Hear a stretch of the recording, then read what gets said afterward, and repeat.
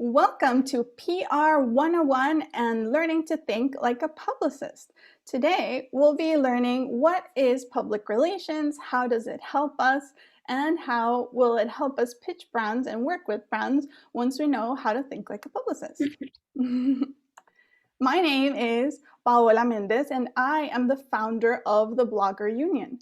The Blogger Union is a network of blogger communities dedicated to growing our members' brands and incomes through meetups, workshops, brand collaborations, and webinars just like this one.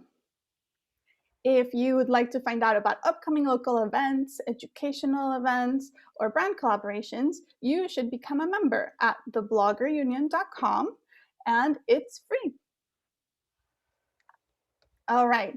Our speaker today is Marcia Gomez. She has over 20 years experience in the PR industry. She is the president of Blank Canvas Communications, a PR company, and she also teaches at the University of Miami in the School of Communications. Welcome, Marcia. Thank you so much. Thank you for the warm welcome. I'm really pleased to be here. You know, it's always fun to get together on midday with a few folks, right? And by a few, I mean a lot. And it's definitely nice to be able to engage with others as we're starting to very slowly get back to that. So thank you for having me. Oh, well, thank you for taking the time to spend time with us here today. Would you please tell us a little bit more about yourself before we get started? Yeah, so so I basically I'm from Miami, and I started my career way back. After college, I got a business degree from FIU, and I went back for a master's in advertising and PR. So I worked in a lot of the different media types of media, I should say. I worked in TV, I worked in radio. I did really affiliation is what I did, and also I did print. So later on, I basically started working in higher education, where most of my 20 plus years experience came in working for a higher education university here in Miami called Miami International University of Art and Design. And I did basically all of their PR and marketing for probably almost, I want to say almost 13 years, somewhere in there. And that's really where I really got to enjoy the industry, and I got to meet Paola, and you know, that was really at the birth of the blogger industry and the influencer industry, really. So I really got a great view of things as they were getting started, which was kind of fun and different. And we were all trying to figure out, well, what was this Twitter thing, and what was this Facebook thing, and how can you use it, and how can you monetize it? So I really got a chance to start a lot of those social channels for the university, and you know, keep them up, as well as traditional PR. So it was a very interesting and challenging in many ways, but certainly fun also. So, and then I now work for the University of Miami, and I have my own agency where I do a lot of strategy work for other marketing agencies who may not have a PR side to them. And then I also, you know, have had, you know, I also work with my own clients and have had several clients in higher ed, but also in fashion, I guess you could say, because I had a modeling agency that I was doing some stuff for. And, you know, I can't take on too many clients because obviously my time is limited, but I do enjoy the work. I do enjoy the, you know, that part of the business, like the actual practical part of the business. So I'm here to kind of help guide you and answer any questions, and lots of other people I see, other colleagues on the line. So I'm sure we can draw on their knowledge as well if it's something that I'm not familiar with, but hoping to enjoy this time with you guys. Okay, wonderful. So we're going to be having this discussion with Marcia. I have a few questions for her, but we're going to open it to the audience for questions at the end. So if you have a question about something we're discussing as we're going along, add it to the chat, and I'll make sure to scroll all the way up so that we don't miss any of your questions at the end. Alrighty, so let's get started at the beginning. Maybe you could tell us, what is PR? So, you know, PR is really a strategic communication process that builds mutually beneficial relationships with an organization and their publics. That is really at the crux of it what it's supposed to do, right? It also, in order to do that, you influence, you engage, you also build those relationships with those key stakeholders. And the idea is to shape and form public perception about your organization. So it's a little bit broader than what we think of marketing, or a lot broader. It's a little bit of a different discipline, but definitely we look at the organization as a whole, and try to engage as well as influence that public perception of that organization. And so at the crux of it, that's what it is. So yeah. Okay, perfect. Now let's talk about a lot of the brands that I work with have their own public relations department. And usually when I have a partnership with them, I am communicating with that department. So maybe you can tell us now, what does the PR department within a brand do? Yeah, so a PR department, at the end of the day, the PR department, the role of it is to increase the overall visibility of that organization using a number of strategic tactics, right? Everything is very much in, strategically thought out, whether that is strategic in terms of the messaging that you're going to use and what the message is going to be, but also, where you're going to be placing those messages and the tactics that you're going to use to do that. So we have a number of different tactics that we use. The most common and probably the one that most people think about all the time is media relations, which involves us really engaging with different publications and different, whether it's online or traditional, but essentially engaging with journalists to find ways to for our clients to be highlighted in their writing, in their segments on TV, in their podcasts. So we use a number of different vehicles to be able to get that message across. And of course, one of those vehicles is social media and influencer marketing, or content creators, as some folks like to be called. So it's just one of the vehicles that we use to get that message out to our stakeholders, if you will, and to our audience. Okay, wonderful. So you mentioned that public relations is different from marketing. So could you please tell us a little bit about what is the difference between public relations and marketing? Absolutely. So marketing, as traditionally thought of, includes the 4 Ps, which is placement, product, placement, product, price, and promotion. Under the promotion P is where advertising and PR live, right? So PR is really one aspect of that promotional mix that we like to call it. And marketing oftentimes will focus on promoting a product, right? Selling a product. Whereas PR can focus on a product, but many times we're focusing on the bigger picture, and we're focusing on the organization as a whole and making sure that the reputation that we want our organization to have is what they're enjoying, right? And that is in alignment with the vision and values that organization has. So it's the marketing aspect is a little bit bigger, it's a little broader, and very often marketing departments work hand in hand with communications departments to really provide that integrated approach, meaning that all of these different parts of the organization, whether it's marketing and sales, for example, and communications, all work together toward a common goal and a common campaign sometimes, right? So that one can take advantage of the other, and together it leverages that just that impact in the marketplace. Okay, wonderful. So marketing and PR go hand in hand and work together. And I feel like public relations kind of sets the stage and primes the customers so that when you hit with the marketing campaign that is actually trying to sell the product, they are more open to purchasing that product, right? So how does influencer marketing specifically fit into that picture? How is it that we are setting the stage and the brand awareness with influencer marketing for that purpose? Yeah, so influencer marketing is one of the vehicles that we use in order to engage that audience, right?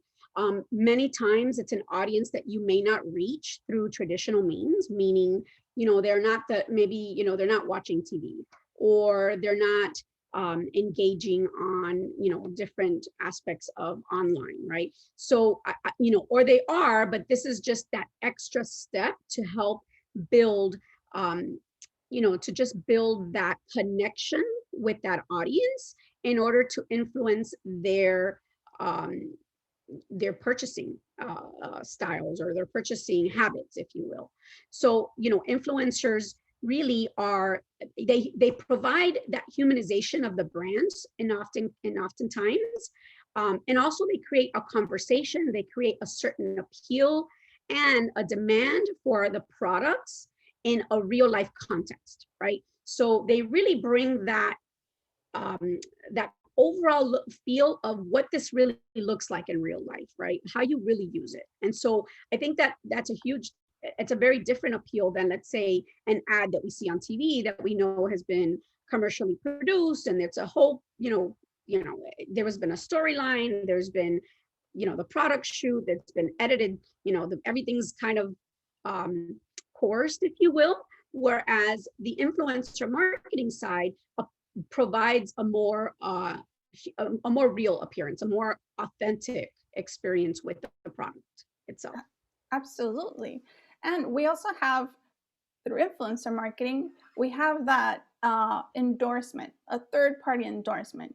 And the difference between when we see an ad and when we see an influencer using a product is that, we usually have been following an influencer because of, the values that they share. And, we're starting to see someone that we follow on social media, whether even it's an influencer or, a friend of a friend, they start becoming like an acquaintance to us, right?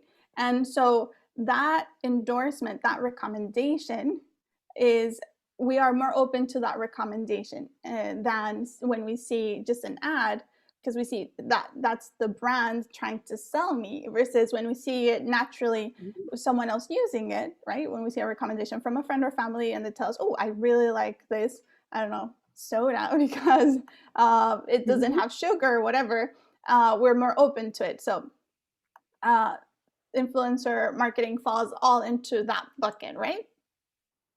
And it does lend that third-party endorsement, which in PR we often refer to also when we have a journalist cover our clients. That's considered also third party. It's not advertising, you're not paying for it. So it provides that level of credibility to your organization as well. So that third-party endorsement really lends itself in very similarly in the influencer marketing arena as well. Okay, perfect. So, so now that we know how influencer marketing kind of fits into the PR picture and the marketing part of it, what kind of metrics do brands look at when they're trying to figure out the return on their investment with influencer marketing? Yeah, so I know that there's been a lot of talk about the vanity metrics, and I know most of us are like, oh, it's just a vanity metric. The reality is, and I in preparation for our talk today, I asked quite a few of my colleagues that work with major brands and asked them, what is it that you're looking for? What is it that are you looking for the vanity metrics? And one of the answers that I got was, which I found to be very real, because it very much parallels my experience with it, is, even though the vanity metrics aren't as important, they are important when you roll them up, right? When you roll it uphill to, let's say, a CMO level, he's got to have, or she's got to have, something to tell the president in terms of what was experienced, right? And that is a form, an easier form without them having to really get into the nitty gritty of things. So even though they are vanity metrics, organizations still look at them. So those vanity metrics, and it's not to say that the followers need to be, over 100,000 or anything like that. That's really not the case. I think a lot of brands really want to work with influencers that don't have, let's say, the celebrity level followers, because then you get also, the regular person engagement rate, which is always higher than that celebrity level. But I think the vanity metrics are important to have, but I think you also need to provide more of the actionable metrics, meaning, being able to have a promo code, or being able to, because at the end of the day, it is about return on investment. And that conversation about return on investment, in my opinion, needs to really happen early on in the conversation with whoever you're working with, whatever brand you're working with, because you really need to understand what it is that, to them, what is that return on investment, and what does success look like for them. And success for them might be, engaging X, Y, and Z, and maybe they're not really looking for sales, but you need to know that up front. And if they are looking for, that return on investment or sales, let's say, then you need to understand also what vehicles they have in place that are going to be tracking those sales, right? How do you know you've met that metric, right?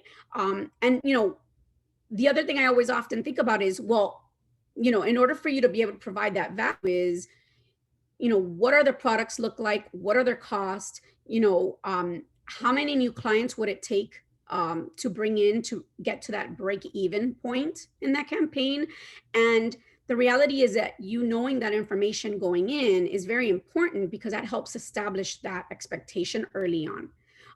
And again, that what does success look like is really important to know, because if they really are looking for more of a buzz, a creation of buzz online, then that's one approach to how you will create content for them. And if they want if they want to actually tie it to sales and have that conversion, then that's also different. You need to know, is your website able to handle X, Y, and Z? What if somebody calls? How are you going to pin it to influencer marketing? And a lot of times it's a moving target. You're not able to have a direct link most times, but when you can, if that's what the metric is, then there are ways to be able to do that a little bit more specifically. Okay, wonderful. So we do talk about sales, right? And we think that comes more from the marketing department, though, right? Because public relations, as a rule, has not just the influencer marketing strategy, but as a rule, it has a hard time presenting the metrics, right? And the return on investment. And as the industry as a whole, how do you handle that? How could we as influencers kind of deal with that? Because we do generate brand awareness, which is really important to create that brand awareness before marketing campaign hits, for example, for sales. So if you could tell us a little bit about how you handle that. So a couple of things that come to mind. First of all, when you're doing a brand awareness, the reality is that unless you do, research beforehand to see where your brand awareness is, then you have your campaign and then research after, you're not going to really see that level unless it's a matter of finding that buzz online, right? So you could probably scan and say, okay, this is how we're doing social media wise, do like an audit of your brands beforehand and your social platforms beforehand. And then it may not be a direct measurement, but if you have enough of a buzz campaign, you might see, you will see those numbers moving as well. But the other thing I think about a lot in terms of PR, one of the things that we like to do that is probably not measurable necessarily, but kind of is the content itself, and being able to connect that content not just to the influencer marketing campaign, but finding creative ways for that campaign to also to get more mileage out of it through traditional media relations as well, right? Finding those opportunities to talk about that partnership in the traditional realm, meaning in other publications, and getting a little more leverage out of it. And I know that a lot of brands, oftentimes will work with a number of different influencers at the same time to try to do just that, right? To try to showcase what they're doing with so and so to be able to get a little bit more out of it than just that influencer marketing, and just kind of augment and amplify, if you will, that campaign and the success of that campaign. So that's the other thing I do feel like we look for in terms of influencers, being able to work with influencers who can work and can bring maybe other partners to the table to help get that more traditional opportunities for pitching, for example, pitching to media about this great partnership, right? So that's another way I think too. And we didn't talk about that too much either, but as an agency and as a brand, we're also looking at, the content itself, is very, very important. Obviously, it has to align with your brand. It has to, your brand has to align with the values of the influencer. And that's something that is taken very, very seriously, especially, as we've evolved as an industry.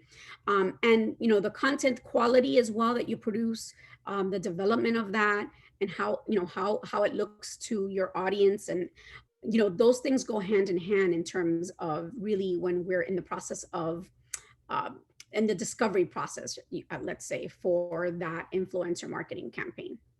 Okay, perfect. I'm glad you bring up the content quality, because a big part of that is storytelling. So let's talk a little bit in general about why is storytelling important in the PR industry? It really is about that story.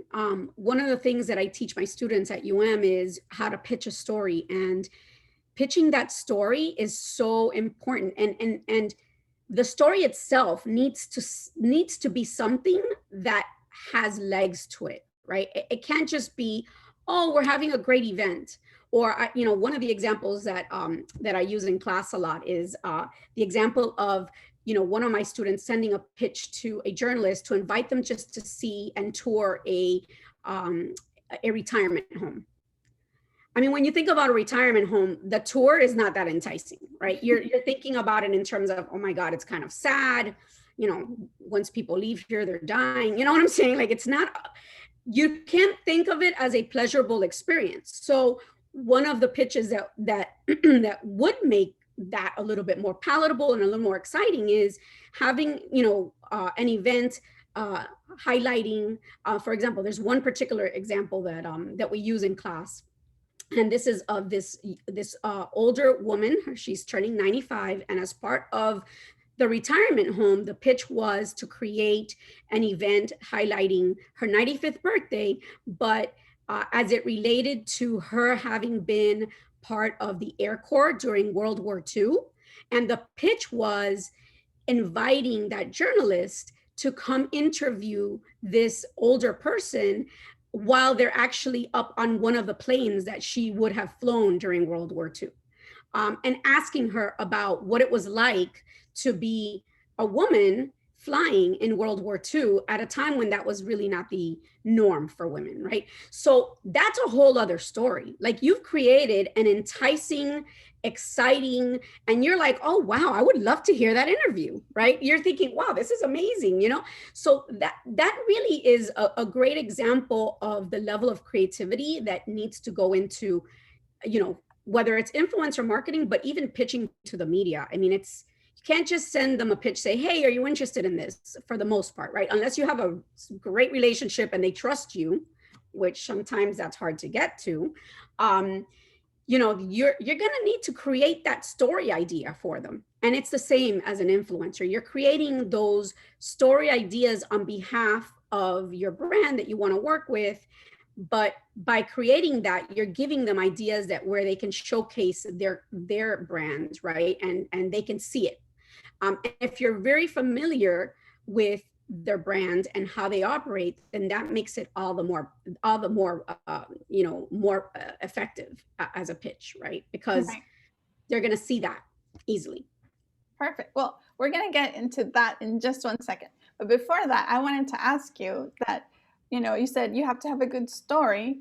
So if maybe you could share with us a few elements of what makes a good story. Yeah, so, human interest stories are always front and center. Oftentimes, these are the kinds of stories that we wouldn't normally think about. And they can typically be as simple as, how does, and I know this is not a popular situation anymore, but how do the water in these bottles get in there? Right? I mean, no one ever thinks about those things, right? So it could be something as simple as that, and highlighting that process and finding the exciting parts of that process, right? We can't write it in a way that's like dull. We have to be able to provide that exciting view of it. And I think that is essential. But if you don't have, and those human interest stories live within us, we see them every day. It could be as simple as, hacks for how to get your kids to eat vegetables, right? And finding those opportunities to tell that story through your own personal experience, through the authentic experiences that really make us all human, right? And kind of help us get through life and enjoy life, and provide that opportunity to engage with others and that message resonate with others as well. It's all about that connection and getting that connection. Okay, perfect. So now that we know that we're trying to create a connection with our story, and there is a brand that we want to work with, how would we go about researching that brand so that we know what stories they are interested in telling, or maybe finding opportunities about stories that they aren't telling and you have a great idea that would be a perfect fit to reach a specific audience? How would we go about doing that research? So, one of the first things I think in any industry is to research. First and foremost, you need to know who you are. I think as an influencer, and as your own brand, you need to know what those values are that you bring. You need to understand what it is that you offer. What kinds do you specialize in? Any verticals, meaning any, like, let's say you specialize in fashion or lifestyle, or understand thyself is the most important thing, because then you're going to be able to provide where you and the brand have that overlap, right? That opportunity for that overlap. The other thing I think is important is understanding who your audience is and that type of content that they want to know. And what successes have you had in the past, right? These things can change over time and often do, but being able to highlight the partnership that you've enjoyed working, as well as basic things like having a media kit is very important. Having a rate card is very important as an influencer. Making sure that you have reviewed your profiles and everything is in sync with your profile. And once you have your house in order, if you will, then I think now you can say, okay, what are the things I really want to do? What are the brands I really want to work with? And start the research for those brands. And that starts with a simple Google search, but many times I will go to like a PR Newswire or a Business Wire, and I will search on there to see if they've announced any news information that I can look at. Oftentimes that'll help you also understand the kind of message that they're putting out. And then I would go and research them online. Go to the social media platforms, research, follow them on social, look at the hashtags that they use. Who are they tagging, right? Do a deep dive into the hashtag analysis. And are they tagging anybody interesting that you're like, oh, I don't know if this is a connection? And sometimes they do, and sometimes you'll find the hashtags of that organization, and you'll find that they have worked with influencers before. And then you can look at the type of content that they've created together with that influencer. What was that kind of message? And then you could take a look at, okay, well, that's great. Where do I fit in to that, right? Where is it that I fit in to be able to add value to that brand in a way that is authentic to my audience, but also aligns with their values. And that's really the crux of it, is a lot of research, and that happens. It's interesting, that's something that we do in PR as well. Before I'm going to send anything to my journalist, I need to know who that journalist is and what they write about. I can't send her a press release about an amazing barbecue restaurant that opened up without knowing that person is vegan and doesn't eat meat, right? I'm going to look pretty dumb if I send that. And that's, we always want to avoid that. So, getting in there, looking at their social channels, get in there in their website, look at, do a deep dive in understanding who they are as an organization. What products do they offer? What services do they offer? Are there any initiatives that they've announced? If they've started to announce, diversity and inclusion initiative, there might be an opportunity if you represent an audience that is in a minority sector, then that might be an opportunity for you to kind of engage there. So it's understanding that brand very well, and being able to, intelligently find those content opportunities that you can pitch them. And then it's a matter of finding who, right? Who are you going to send this to? That's logistically, I'm sure, one of the biggest things, right? So that's when I would say I would look at Business Wire. Very often they have the folks that are responsible for putting that press release out, news release out. So I would look there. I would look in LinkedIn as well, right? Doing a search on LinkedIn. I mean, honestly, nowadays you have so many options to research that years ago you didn't have as many, or it wasn't as easy to find the information. And then I would start engaging with that person. Before you would engage them by sending them an email, I would follow that person as well. Maybe follow that contact and see what they post about, see what kinds of information they put out there, so you can get to know that person a little bit before you send out your pitch. And then I would craft the pitch and I would make that connection. I know that you guys just launched, a new drink, and I understand that you're reaching out to these segments. I work with XYZ audience, and try to find that opportunity. I have a great idea and this is my idea, right? And be careful with the idea that you provide. Sometimes, people, I hate to say this, but sometimes people borrow ideas. So provide an idea, but don't get too in depth with it. Okay, wonderful. So I think that was a great overview about the research to do so that you can create your pitch and find the right contact and all of that good stuff. I think the only thing that we should discuss before we jump to questions from the audience is the audience. Why is it important to know who your audience is as an influencer, and who is the audience of the brand, and how does that come into play? Like, why does the PR or the brand care so much about the audience? At the end of the day, that's the audience that they want to sell to, whether it's selling of a product or selling of a service. That's the audience they want the attention of. So that really needs to align. If it doesn't align, you're not going to get that opportunity. You're really not, because there's always a finite amount of money that can be used for any one tactic, and influencer marketing is one of many tactics that presumably a brand will use.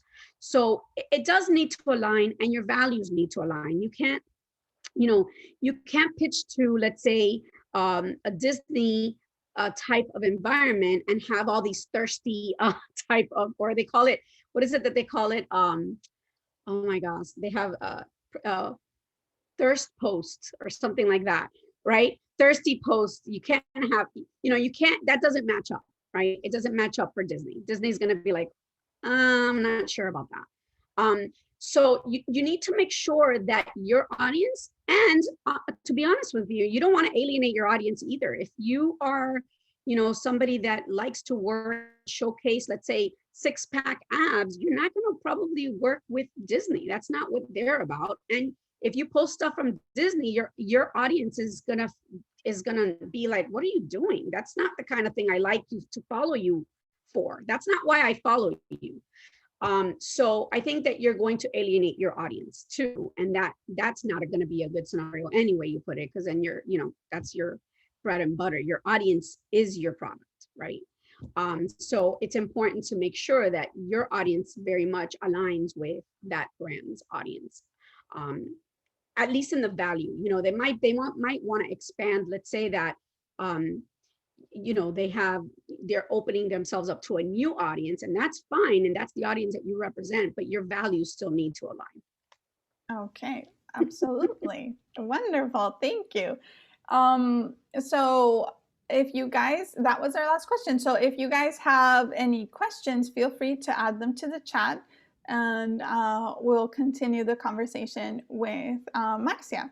So some people have been asking me if this webinar is going to be reshared, the replay, and we always share the webinar replay. So you will be receiving an email with that link. And then also we share it, if it's a free webinar, on our YouTube channel. So you can go in there and find all of our past webinars if you want to catch up and see all the different topics that we cover. I'm going to share the link in the chat so that you can go check that out. And I recommend you subscribe so that you get a notification each time we upload a webinar replay. All right. So we have our first questions coming in, and we have a comment from Aloha. So let's start with the comment from Aloha. And she is talking about influencers aren't salespeople. So she thinks that people usually won't buy from influencers. And I believe this comment came up when we were talking about metrics and having being able to prove the return on investment on your partnership with a brand. And she thinks it's insulting when brands reach out to influencers acting as if they can make as much as they can with the influencer rates for posts or affiliate sales.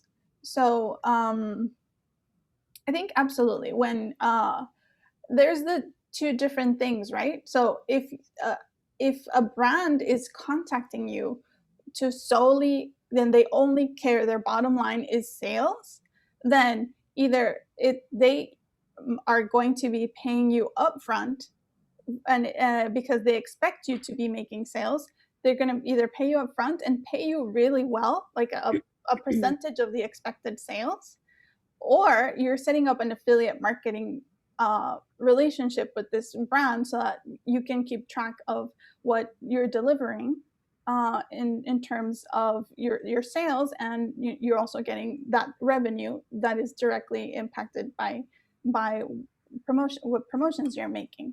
Do you have any feedback into that comment?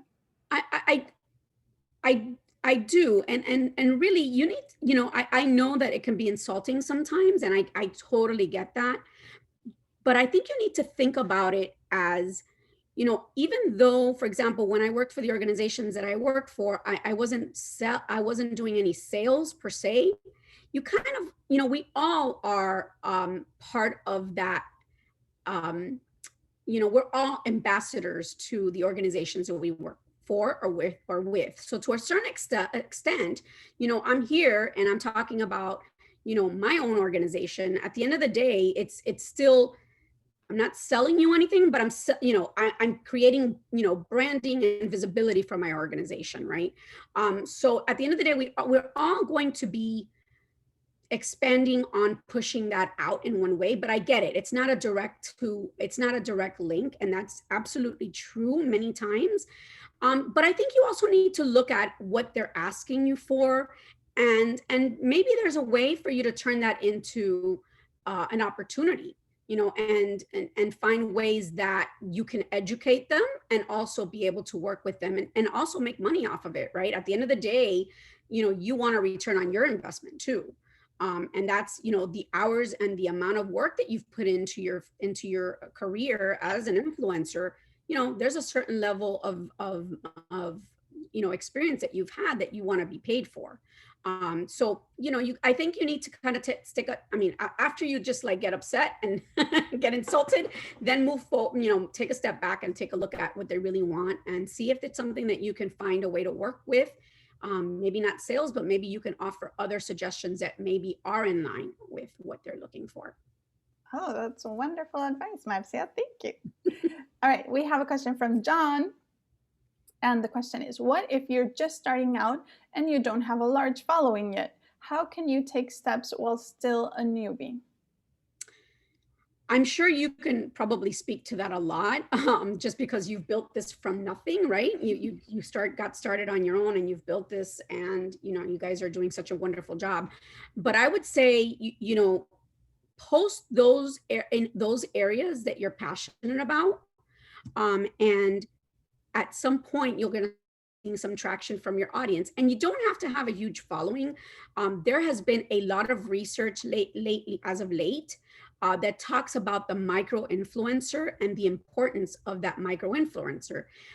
As a matter of fact, I believe that one of the numbers that I was looking at said that the micro influencer provides a 2.5 twice as much engagement as, let's say, somebody that has over 100,000 followers.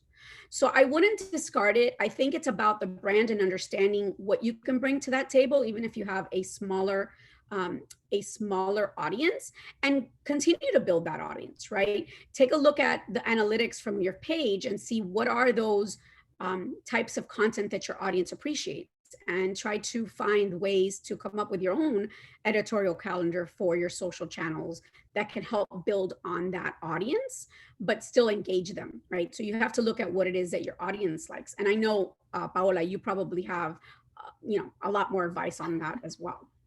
That was all wonderful advice, actually.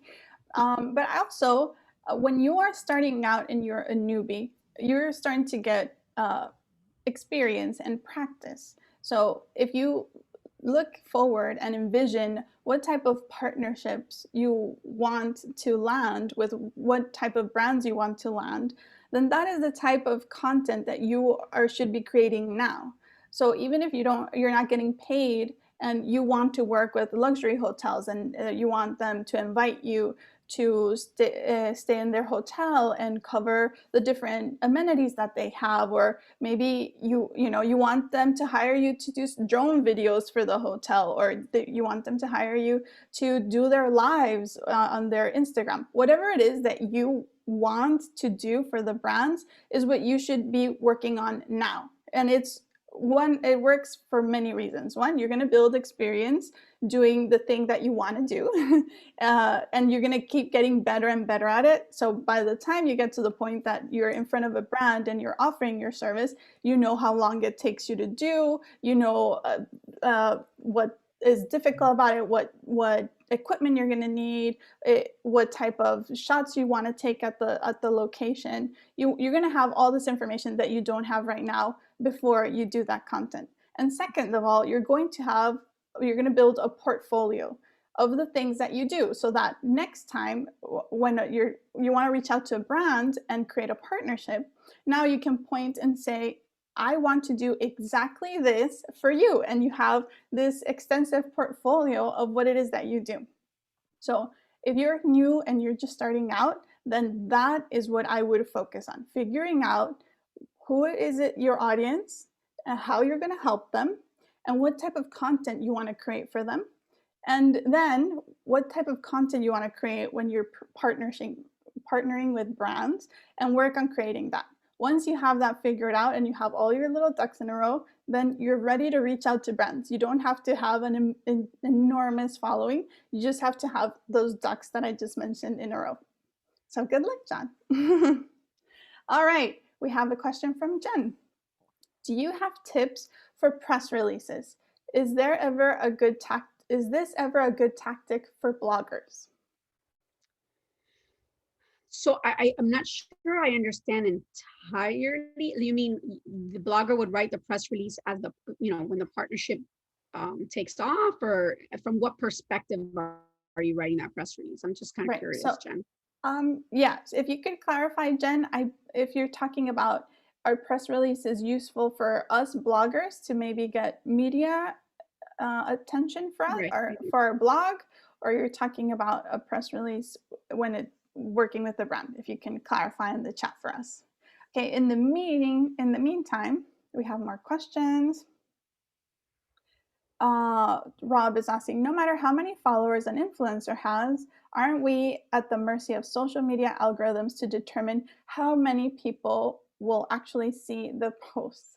And that is absolutely true, Rob. And that is why I always recommend all of our members, even if you're starting out, to always put all of the content that you already created, the content for your social media. You might as well have your own website, which you truly own, and put that content on your actual website, on your blog, and then build a newsletter, because that's the other piece that you truly own, and then send that content that you just created to your mailing list.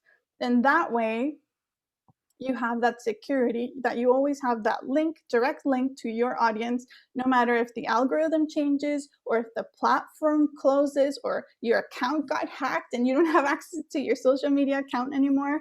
You will always have your website and you can grow that with SEO. You can, and that's a very good point, Rob. Do you have anything to add to that, Marcia? No, that's exactly, I was just going to say, you really need to have a place that you own your own world, because things can happen and they often do, and you don't want to be at their mercy, like you mentioned. That's, I definitely agree with you 100% on that. Okay, wonderful. We have a question from Jamila, and she's asking, when pitching a brand, is it too aggressive to show your rates up front? I can go first if you want. Go ahead. I was going to say, you can probably speak to that a lot. So that's a great question. And it really depends who is on the other side of the email.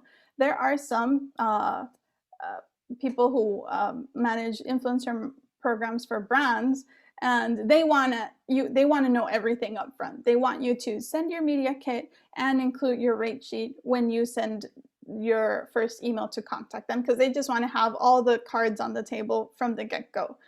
On the other side, there are some people who feel put off by having a rate sheet when you send your first email, because you didn't give them a chance to see if they're interested, and you're already like, well, I'm going to charge you for this.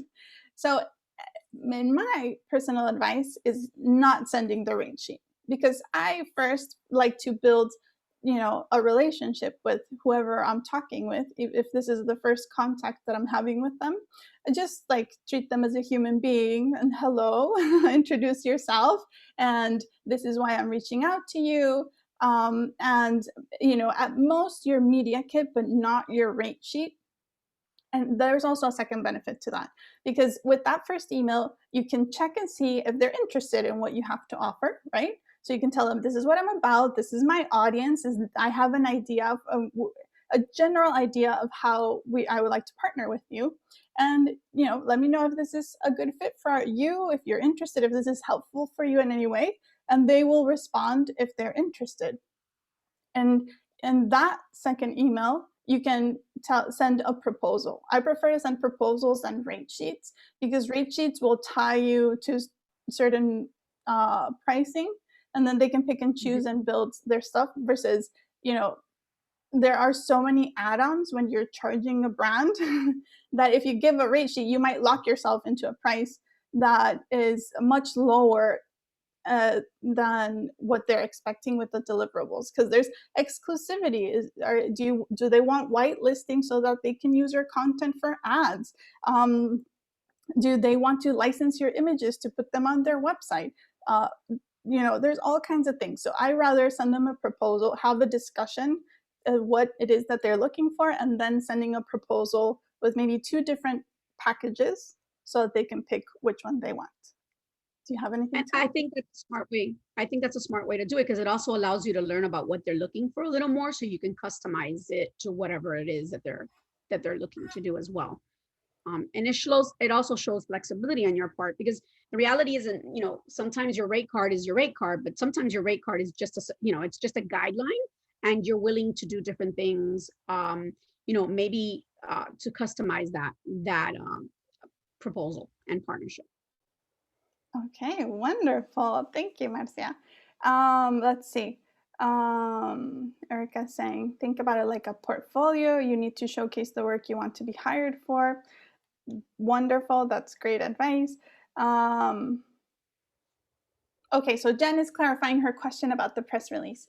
And she's asking if press releases are good for bloggers to raise brand awareness, if like maybe they have a new book or a new initiative, or they got an award. So the easy answer is definitely yes. If you have news that you can share, one of the things that I like to do is the news release is not dead. I know people say it is all the time. I think you just need to be strategic into when you use it. If it's something that you're announcing, like you're launching a book, or you're, or you have an award, I think that is worthwhile.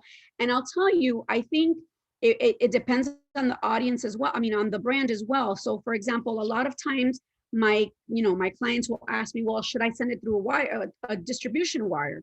And the answer is, it depends. What do we want out of it, right? Do we want to get a story out of it, or do we want, because I use a lot of the distribution wires to establish SEO, right? It's for the purposes of SEO, and get that kind of registered when people search you.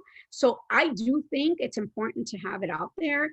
And if you can spend a little bit of money on getting a distribution wire, if it warrants it, right? So if it's something big, then yes.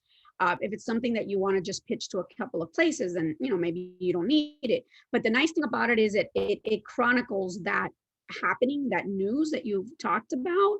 And it when I'm researching for a, let's say I'm looking for a lifestyle influencer, and I just do a quick Google search, it might come up in my searches. And for brands, that's important to also just kind of see what's been talked about right out there. It just adds another layer to that research piece, because you're doing research on the brand, but the brand is also doing research on you. Yeah, exactly. Oh, Yeah. okay. That's wonderful. That is such a great tip. I had no idea about the distribution of the press releases gets you SEO juice, but of course it does. Mm-hmm. Mm-hmm. So Jamila is asking again, so rates are not normally on the media kit. They are made separately at all times. It depends. Again, sorry, I don't have like a silver bullet answer for you, but it depends. There's lots of influencers. They have rate sheets, and that is also very easy for the brand to see, okay, well, I want a blog post, and I want a reel, and I want whatever. So it's up to you. You can do a rate sheet with the different things, content that you create for brands and types of partnerships. But I like to use proposals because, I like to have a discussion with the human on the other side and see, okay, what are you working on? Who's your audience, and like what's new, what have, and find a need for them, and then trying to come up with clever ideas to fit that need. And sometimes it's something completely new. Like I've had partnerships that are like writing a book, right? And that's something that I wouldn't have thought, well, I'm going to put writing a book in my rate card. So I think proposals leave you more flexibility when you're talking with brands and trying to come up with your partnership. I know most of the partnerships are going to be, oh, I want a blog post and a couple of social media shares for the amplification and stuff. But then, there's all other kinds of partnerships that you could be a sponsor. Like you could go on some type of media and represent a brand as their spokesman person. You can create events with brands, and that's a completely different partnership. So really, the easy answer is it's up to you, but I recommend doing proposals for partnerships. Jen is saying, for instance, when Planet D did a press release when they were named one of the top travel influencers by Forbes, is this a way to leverage achievements to increase brand awareness for a blogger and have partnerships come to you? I think the short answer to that is yes. Marcia? Yes, absolutely. Absolutely. I mean, you definitely need to toot your own horn. And if Forbes is tooting your horn and recognizing you, I would definitely send that out, because it is going to give you a little extra SEO juice. And when somebody's looking for a travel influencer, guess whose name is going to come up? I mean, I'm pretty sure Forbes might send it out, but you also should send it out, and maybe your local marketplace as well. Just to showcase, you can approach it different ways, but I also, you're going to leverage it at the national level, but you're going to leverage it also at where you live, right? And where you mostly operate, because that's just going to give you another level of opportunity to showcase, to your own horn. And that's very hard to do. I know for myself, I'm terrible at tooting my own horn, which is why you find somebody else to do it for you, right?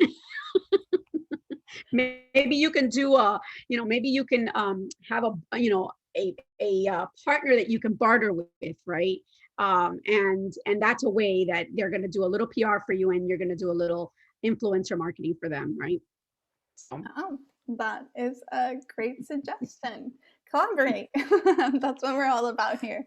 So, last question we have is from Juan, and he's asking, what are the most important personality characteristics for a successful community manager? Now, I believe you're talking about a community manager as in the position that runs a social media account for a brand. Is that what you're talking about, Juan? If you could clarify. And while he's clarifying, yes, that's Juan. So social media manager usually falls under the marketing department. Do you have any advice for Juan and Marcia? You need to like social media. That's rule number one. I know that's very basic, but you'd be surprised how many people I hear that are community managers that say, I hate social media. So, and it's very hard because if you've started in that direction and now you've decided that that's not for you, you really need to enjoy it. I think the more you enjoy something and the more passionate you are about it, the better you are at that. I mean, go with your strengths, right? If you realize that that's not your strength, then go find what your strength is and do that. But apart from that, I think you need to understand and be able to really understand the tone and the type of organization that you're working with. Understand that it's nuance, being able to understand the nuance of that brand's tone and what they sound like. Do they sound like the quirky aunt who is, giving you, advice, right? Or do they sound like more like a parent, right? To understand a little bit more in terms of what that brand voice is as well. I think it's key. And then being able to be nimble, right? Sometimes things happen, and they happen on social, like crisis, for example. Being able to have a plan in place to be able to follow that and not just answer immediately, right? Because that's usually when you get into a little trouble.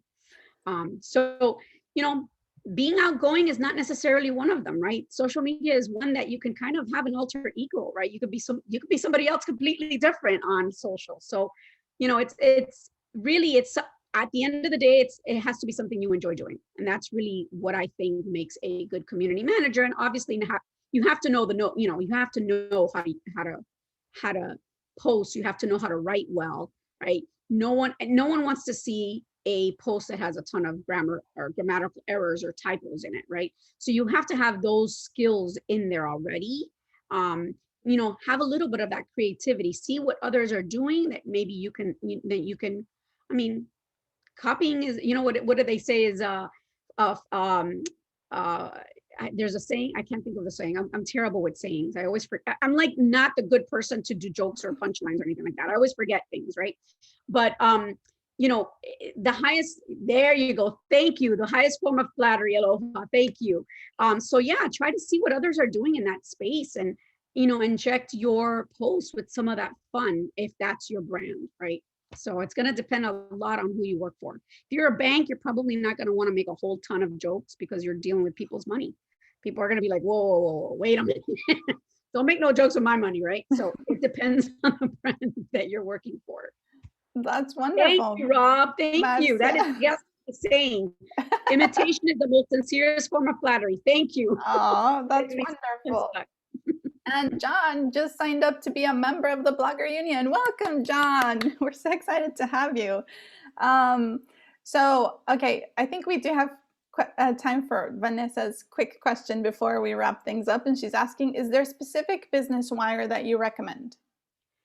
So they are pricey. I'm not going to lie to you. They can run kind of on the pricey end, but there's one called PR Web that is not as pricey as your business wire and your PR Newswire. So again, it's going to depend on what the purpose is. Some things is worth spending a little extra on.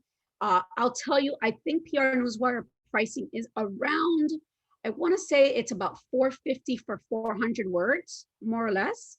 And that does not include an image. I only know this because I sent one out not too long ago. So more or less. So you're just plan on about 700, give or take. PR web is much less expensive. But again, you don't have the level of the level of exposure, if you will. I think they're probably in the $200 range. So it's going to depend on how important or big that news is. I wouldn't tell you to send it out for everything. It's not worth it. So I would just, if it's something like the Forbes thing that we just talked about, that might warrant spending the $700, right? That might be big enough to where you're like, oh my God, I need to put this front and center. So, yeah. Okay, wonderful. Well, that was all brilliant advice. Thank you so much, Marcia, for joining us today and sharing all of your insights with our members. Do you have anything upcoming that you'd like to share or promote? I don't. I don't have anything. I'm just, I'm looking forward to my end of the semester in a few weeks. Oh, okay. That is wonderful. End of semesters, you get to relax again. So thank you everyone so much for joining us again today. We have a bunch of other upcoming webinars. Actually, next week, we're doing how to create your media kit webinar. If you don't have that yet, you're going to need that when you're reaching out to brands to work with them, or sometimes even when media outlets, you can send them your media kit.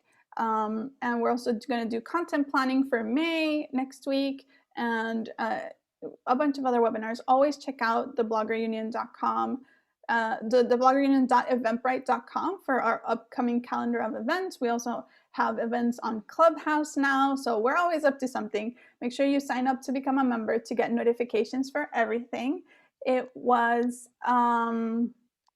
a pleasure seeing all of you guys again this week. And yes, we will be sharing the webinar on our YouTube channel. So make sure to subscribe there to get a notification for all upcoming webinar replays.